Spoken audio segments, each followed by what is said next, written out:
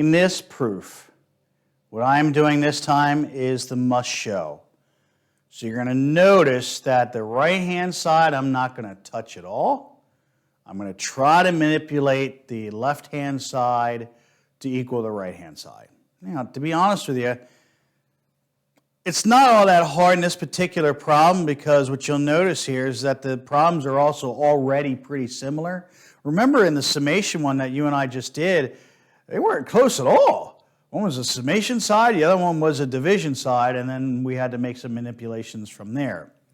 Step number one, even before I get into the base case, I got to take a look at what we've got here. Well, I bet you factors or exponents are going to come into play somewhere. I bet it's going to show up somewhere in here, so let's figure that out.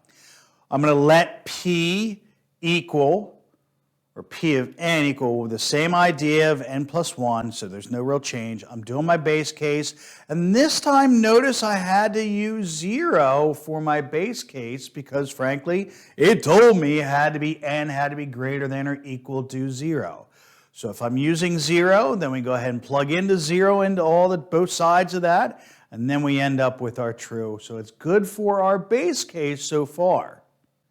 Next is our induction hypothesis because our base case is good so far. So all I'm doing is I'm changing the original equation to have k's that are in there. But here's my first time I see my must show. Not really. But their strategy from here on out is going to be pretty different. Now I'm adding my k plus 1 in order to, well, try to see if we can do our induction. So you notice our addition of k plus 1. And that's what's going to be you'll see me touching over my k equals k plus 2 minus 1, just to add the things together there. And that's what we're after. Once we see the must show, we have something that we frankly want to not touch. We want to leave the right-hand side alone because now we're going to manipulate the left-hand side so that it looks like the right-hand side. Otherwise, if we're doing both sides, we're doing exactly what we did before, and that's not what we want. We want the right-hand side to stay consistent. So that's what we're aiming for is our 2k plus 2 minus 1. So our next step is our proof. So we're trying to prove that the original equation now plus the 2k plus 1 on both sides is going to equal one another. This is where I do my substitution.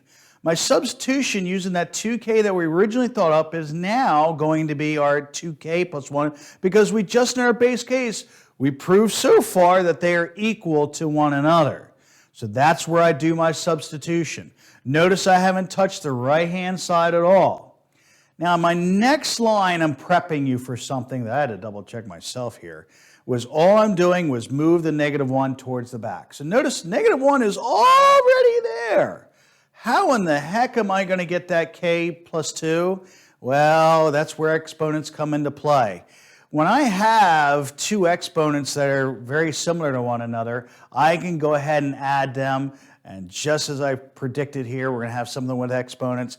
I'm able to add those two together to get our k plus 2 for our first portion, and the negative 1 was already there. So it does match the right-hand side. It's exactly what we wanted, and therefore P of n is true for all, n is greater than 0.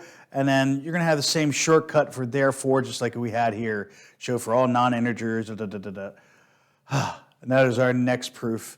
We're using the must show instead of the left-hand side equals the right-hand side, work and manipulating both sides.